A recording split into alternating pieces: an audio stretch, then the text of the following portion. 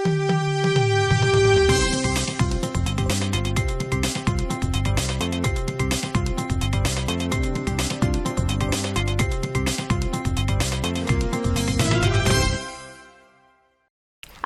আলাইকুম।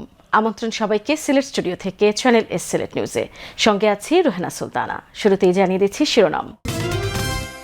সিলেটে হবে আধুনিক প্যাকেজিং সেন্টার, এআই প্রযুক্তির মাধ্যমে বাজার মনিটরিং, বলেছেন বাণিজ্য ও শিল্পমন্ত্রী খন্দকার আব্দুল মুক্তাদির।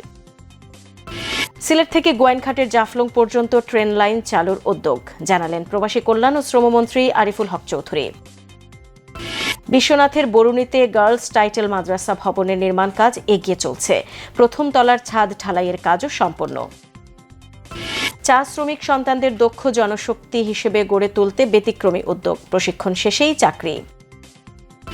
হাসপাতাল চালুর দাবিতে সুনামগঞ্জ শহরে মেডিকেল কলেজের শিক্ষার্থীদের বিক্ষোভ ও সমাবেশ। এবং বিশ্বকাপ ফুটবল উন্মাদনায় মাতোয়ারা এখন মৌলভীবাজার। শুনছিলেন শিরোনাম, এবারে বিস্তারিত। শিল্প ও বাণিজ্য মন্ত্রী খন্দকার আব্দুল মুক্তাদির বলেছেন, পণ্যমূল্য তদারকিতে সরকারের একাধিক সংস্থা কাজ করছে। ভবিষ্যতে 30টি নিত্য প্রয়োজনীয় পণ্যের বাজার পরিস্থিতি কৃত্রিম বুদ্ধিমত্তা এআই প্রযুক্তির মাধ্যমে মনিটরিংয়ের পরিকল্পনা রয়েছে, যাতে নজরদারি আরও প্রাতিষ্ঠানিক ও কার্যকর করা যায়। শুক্রবার বিকেলে সদর উপজেলা অডিটোরিয়ামে জাতীয় শিক্ষা সপ্তাহ 2026 উপলক্ষে উপজেলা প্রশাসন ও উপজেলা মাধ্যমিক শিক্ষা অফিস আয়োজিত পুরস্কার বিতরণ অনুষ্ঠান শেষে সাংবাদিকদের বিভিন্ন প্রশ্নের জবাবে তিনি এসব কথা বলেন। তিনি বলেন, সিলেটকে বাংলাদেশের অন্যতম প্রধান শাকসবজি রপ্তানি কেন্দ্রে গড়ে তুলতে সরকার সমন্বিত পরিকল্পনা বাস্তবায়ন করছে। এই লক্ষ্যে সিলেটে একটি আধুনিক প্যাকেজিং সেন্টার স্থাপন, কৃষকদের আন্তর্জাতিক মানসম্পন্ন উৎপাদন বিষয়ে প্রশিক্ষণ প্রদান এবং ট্রেসেবিলিটি নিশ্চিত করার উদ্যোগ নেওয়া হয়েছে।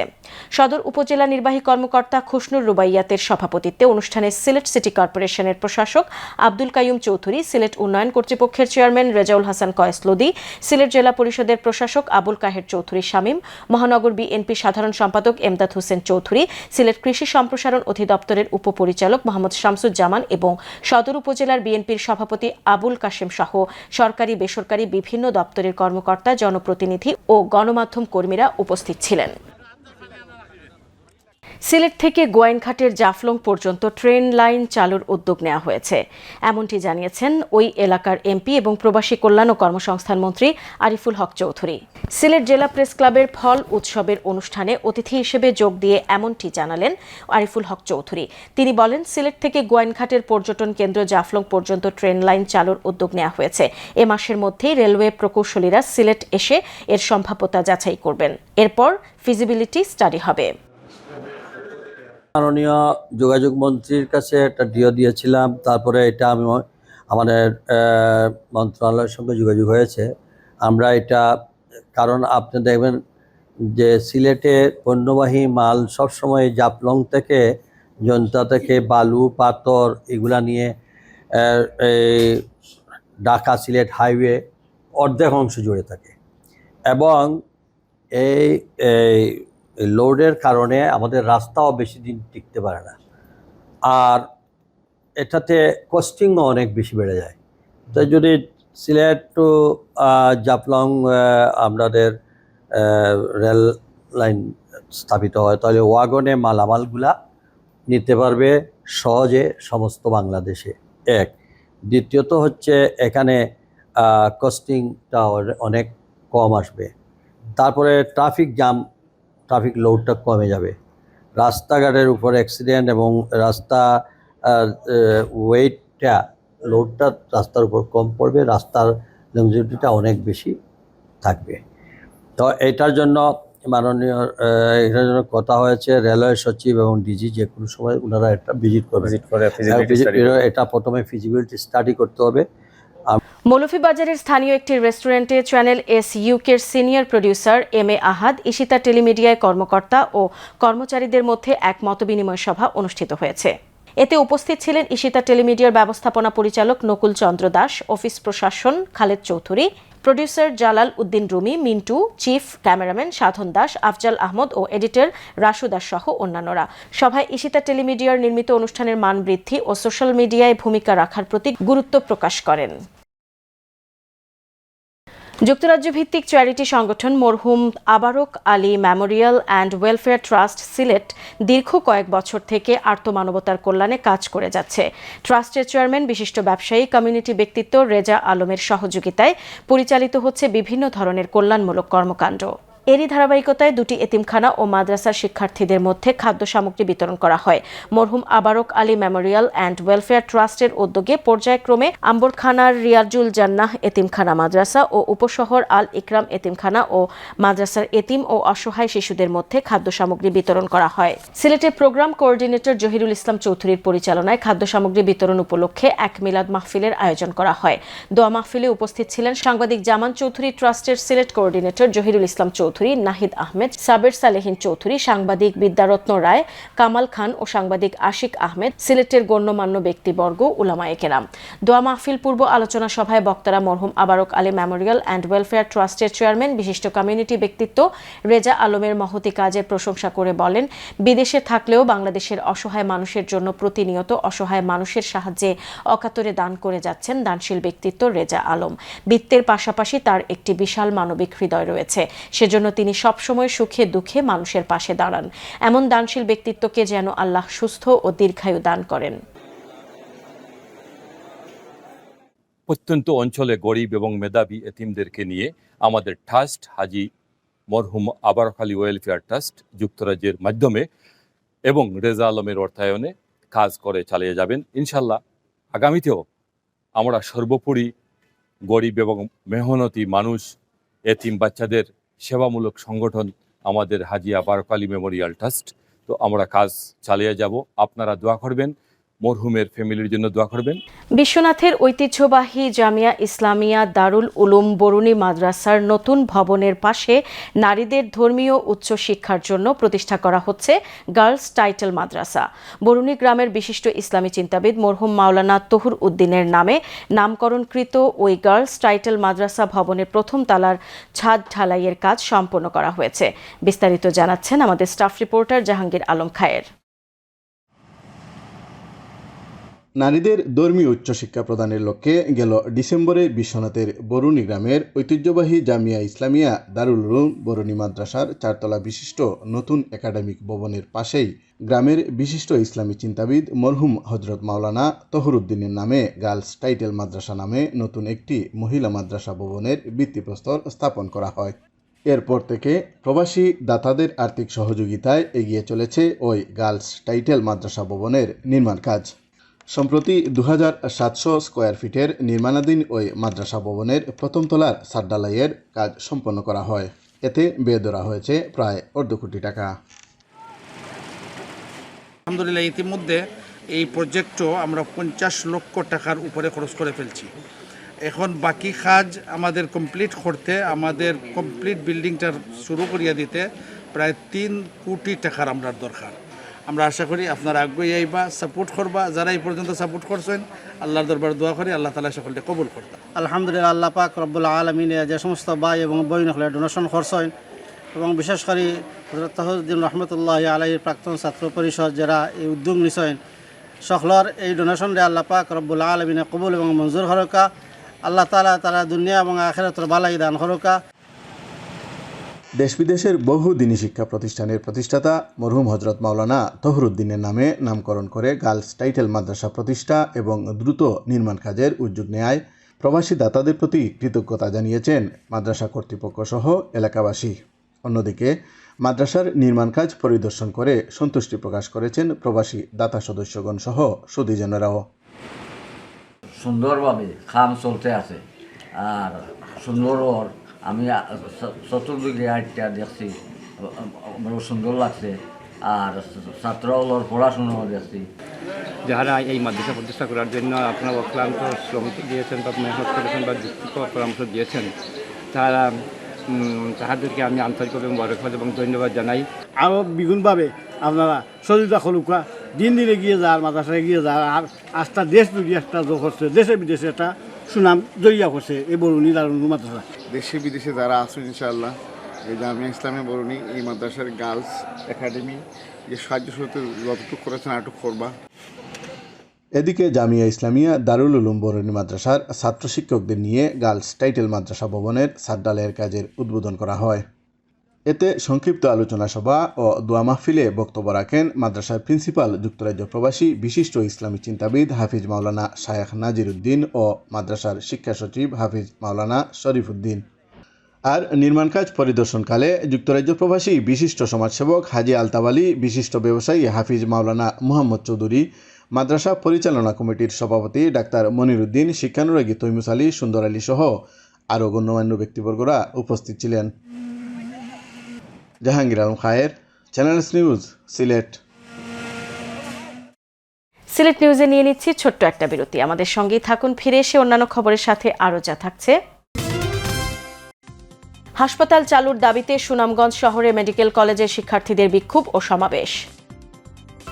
এবং বিশ্বকাপ ফুটবল উন্মাদনায় মাতোয়ারা এখন মৌলভীবাজার।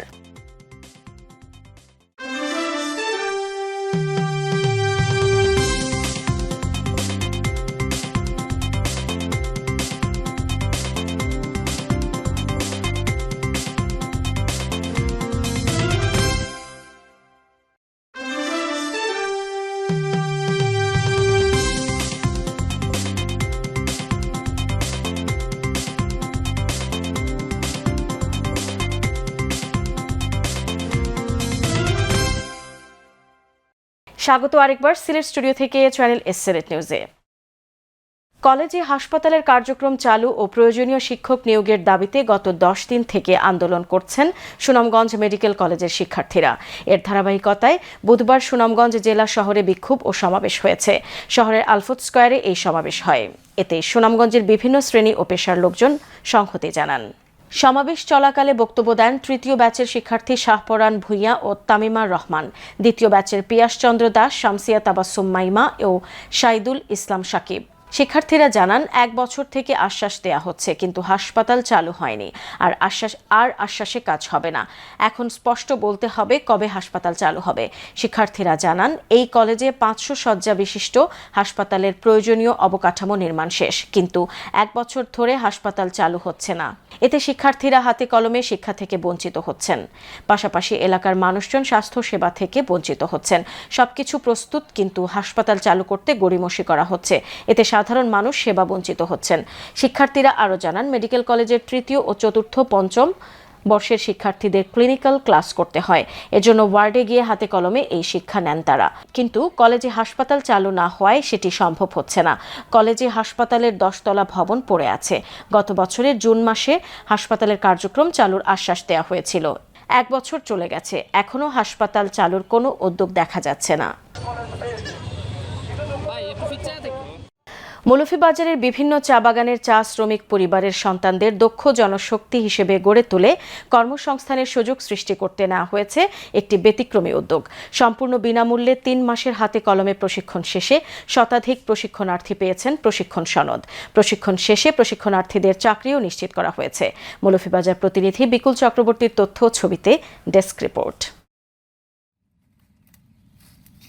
দেশের অধিকাংশ চা বাগানই মৌলভীবাজার জেলায়। এ জেলায় চা বাগান শ্রমিকদের সন্তানরা আর্থিকভাবে অনেক দুর্বল। তাদের স্বাবলম্বী করতে চা শ্রমিক সন্তানদের দেয়া হচ্ছে বিনামূল্যে কারিগরি প্রশিক্ষণ, আর প্রশিক্ষণ শেষে সরাসরি চাকুরি। আমাদের ছোট ছোট ছেলেমেয়েরা যারা 18 বছর থেকে 30 বছরের মধ্যে যারা আছে, বেকার শ্রমিক সন্তান যারা আছে, আমরা তাদেরকে পাঠাই।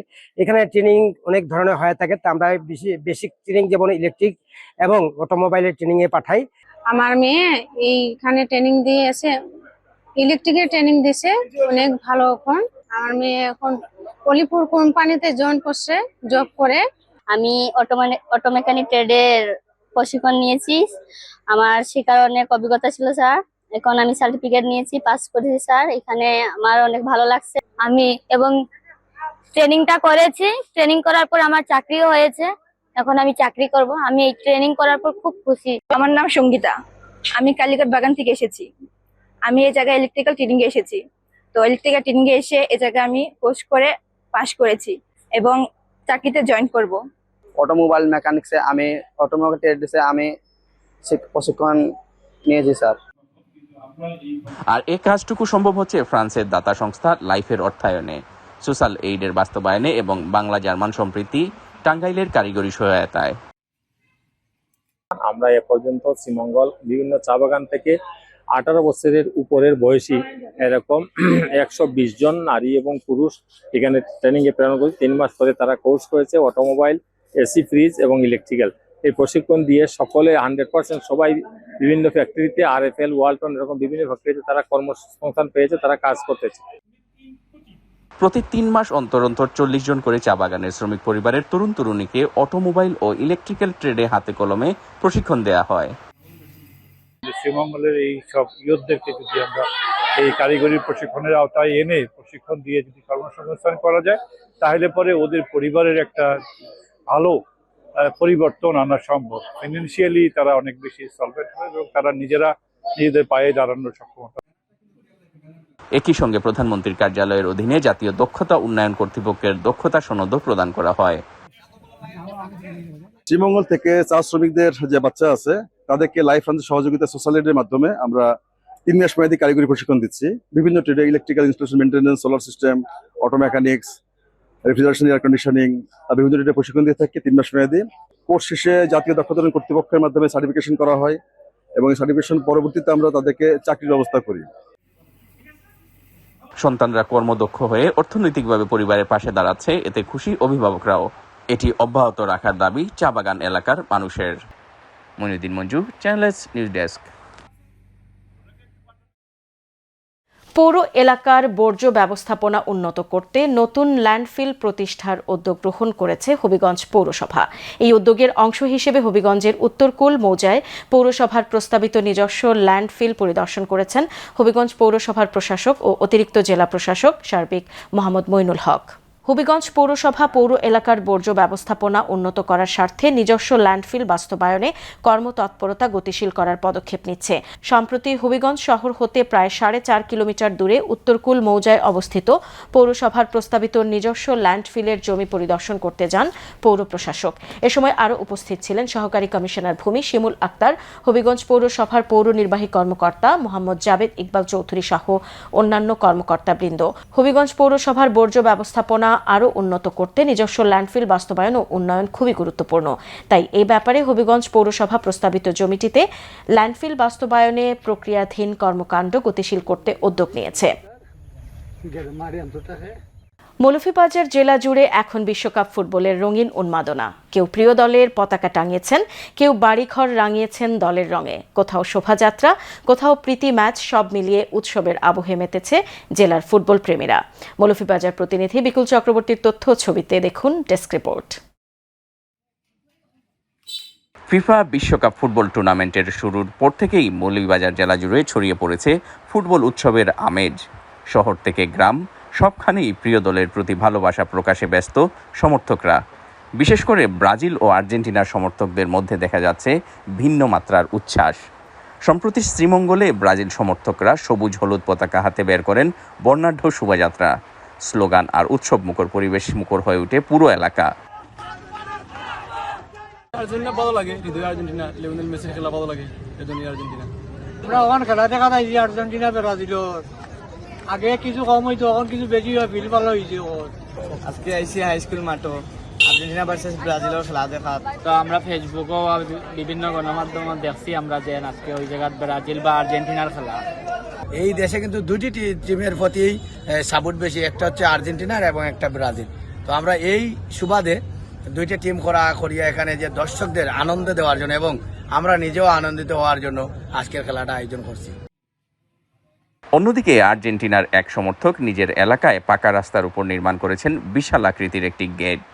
শুধু তাই নয়, অনেকে বাড়ির দেয়াল ও দোকানের শাটারও সাজিয়েছেন আকাশি সাদা রঙে, যা পথচারীদের দৃষ্টি কেড়েছে। আমি আর্জেন্টিনা গেট করছি মানুষের উৎসাহ দেওয়ার জন্য। মানুষ খুব আনন্দ করে এই গেট দেখে, খুব সুন্দর পায়, খুব সুন্দর পর্দা আমরা লাগাই, পর্দা দেখে আমরা খেলা রাইড দেখছি, খুব ভালো লাগছে। আমার দোকান, নিজের দোকান আছে, দোকানও আমি শাটার রং করছি, খুব সুন্দর লাগে। আর ব্রাজিলের সমর্থনে শ্রীমঙ্গল শহরে বের করা হয় শোভাযাত্রা। আমরা শ্রীমঙ্গলে মোটরসাইকেল শোডাউনের মাধ্যমে আমরা সারা বিশ্বকে জানান দিতে চাই, শ্রীমঙ্গলে আমাদের ব্রাজিলের সর্বোচ্চ ফ্যান রয়েছে, ব্রাজিলের এই শ্রীমঙ্গলে। আমাদের প্রিয় টিম ব্রাজিলের জন্য শুভকামনা ও ভালোবাসা। আর আমরা যারা শ্রীমঙ্গল ব্রাজিল সমর্থক আছি, সবাই আমরা এবার আশাবাদী যে এবারে বিশ্বকাপ আমরা ইনশাল্লাহ নেব। দুই দলের সমর্থকদের এই প্রাণবন্ত প্রতিদ্বন্দ্বিতার মধ্যেই কমলগঞ্জে আয়োজন করা হয় ব্রাজিল আর্জেন্টিনা প্রীতি ফুটবল ম্যাচ। হাড্ডাহাড্ডি লড়াই শেষে 1-0 গোলে জয় পায় আর্জেন্টিনা। ছোট ছোট পরিসরে আমি আমার যথাসাধ্য চেষ্টা করতেছি আর কি, ধীরে ধীরে যাতে আমাদের কমলগঞ্জের যারা খেলোয়াড়েরা আছে, ফুটবল খেলোয়াড়, তারা যাতে আস্তে আস্তে মান উন্নয়ন হয়, দেশের জাতীয় পর্যায়ে তারা খেলতে পারে এবং জাতীয় পর্যায়ে ফুটবল যাতে একদিন এরা বিশ্ব দরবারে যেতে পারে, আমরা সেই আশাবাদী আর সেই স্বপ্ন দেখি। তবে উন্মাদনা শুধু ব্রাজিল কিংবা আর্জেন্টিনা ঘিরেই নয়। জেলার বিভিন্ন এলাকায় ফ্রান্স, স্পেন, পর্তুগাল সহ আরও কয়েকটি দেশের পতাকাও শোভা পাচ্ছে বাড়ি, দোকান ও সড়কের পাশে। Moinuddin Manju, channel S news desk. Sylhet news আজ এই পর্যন্তই। সিলেট বিভাগের প্রত্যন্ত অঞ্চলের খবর জানতে চোখ রাখুন চ্যানেল এস এর পর্দায়। সবাইকে ধন্যবাদ এতক্ষণ সঙ্গে থাকার জন্য। আল্লাহ হাফেজ।